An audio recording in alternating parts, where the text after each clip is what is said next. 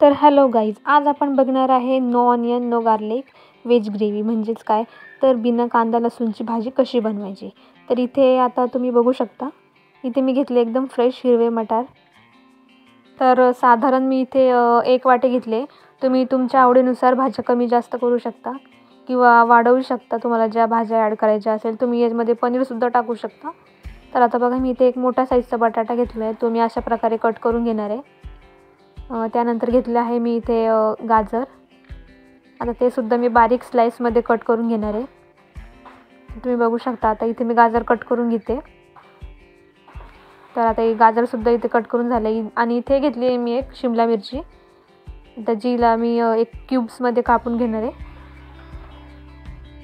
शिमला मिरची मी थोडी कमी घेतली आहे, कारण की ती ग्रेव्हीमध्ये थोडी ओव्हर फ्लेवर करते. त्यामुळे मी एकच शिमला मिरची घेतली आहे इथे. तर आता ही सुद्धा माझी कापून झाली. आता मी सर्व भाज्या जिथे मटार मी ठेवली होती त्याच्यामध्ये एकत्र करून स्वच्छ धुवून घेणार आहे. तर तुम्ही बघू शकता, आता भाज्या आपल्याला सर्व कापून झाल्या आहे. तर आता मी इथे घेतलं आहे मिक्सर.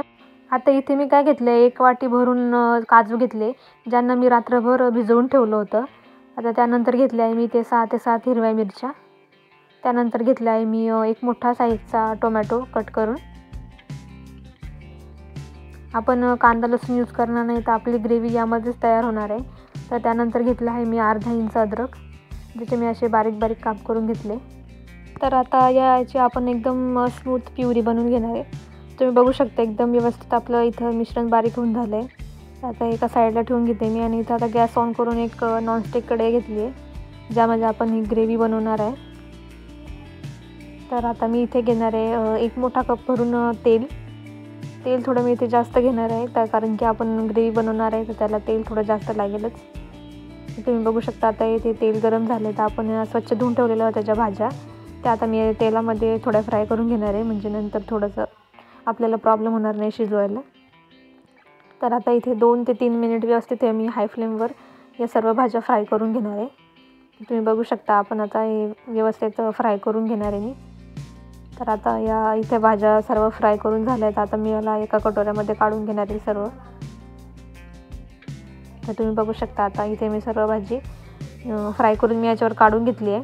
आता त्याच तेलामध्ये मी काय करणार आहे, इथे 1 मोठी इलायची, 3 हिरवी इलायची आणि 1 दालचिनी आणि 2 तेजपान घेतले. ते मी आता तेलामध्ये ॲड करून घेणार आहे. आणि हे 2 मिनिट परतताच मी लगेच जी प्युरी करून ठेवली होती ना काजू टोमॅटोची, ती मी ॲड करून घेणार आहे.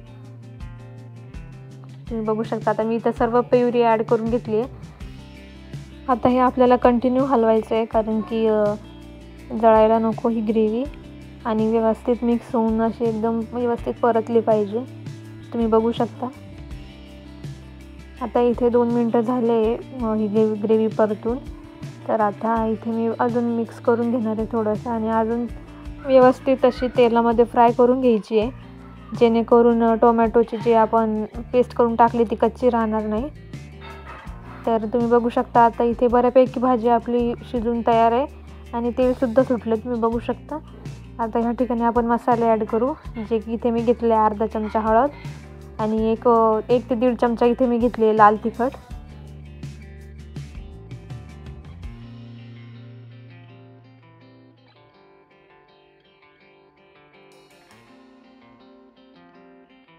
तर इथे मी घेणार आहे सुहानाचा मटर पनीर मिक्स. तुम्ही तुमच्या आवडीनुसार मसाले याच्यामध्ये ॲड करू शकता. माझ्याकडे हा अवेलेबल होता म्हणून मी हा टाकते आहे. तुम्ही तुमच्या आवडीनुसार मसाले यूज करा. तुम्ही इथे गरम मसालासुद्धा टाकू शकता. मी इथे नाही टाकलं आहे, तर मी फक्त इथे पनीरचा मसाला टाकला आहे. तर तुम्ही बघू शकता, आता मी व्यवस्थित एकजीव करून आता थोडं व्यवस्थित फ्राय करून घेणार आहे तेलामध्ये. आणि गॅसची फ्लेम आपल्याला कमीच ठेवायची, कारण मसाले जळण्याची शक्यता असू शकते. त्यामुळे इथे कमी गॅसवर मी आता हे सर्व परतून घेणार आहे व्यवस्थित. तुम्ही बघू शकता, आता आपला पूर्णतः मसाला एकदम फ्राय होऊन मस्त तयार आहे. तुम्ही बघू शकता, तेल एकदम सोडलं आहे या मसाल्याने. तर तुम्ही बघू शकता, आता इथे एकदम मस्त आपली ग्रेव्ही फ्राय होऊन तयार आहे. आता आपण ज्या भाज्या शिजवून ठेवल्या होत्या त्या आपण याच्यामध्ये ॲड करणार आहे. तुम्ही बघू शकता, आता मी इथे सर्व भाजी ॲड करून घेतली आहे. तर मी याला व्यवस्थित मिक्स करून घेणार आहे. तुम्ही बघू शकता, तुम्ही याच्यामध्ये मशरूमसुद्धा ॲड करू शकता. किंवा पनीरसुद्धा ॲड करू शकता. माझ्याकडे पनीर अवेलेबल नव्हतं त्यामुळे मी इतक्याच भाज्या यूज केल्या. त्यानंतर मिक्सरमध्ये थोडं पाणी टाकून मिक्स करून याच्यामध्ये पाणी मी ॲड केलं आहे. तुम्ही तुमची ॲडजस्टमेंट बघू शकता. तर मी माझ्या ॲडजस्टमेंटनुसार पाणी याच्यामध्ये ॲड केलं आहे.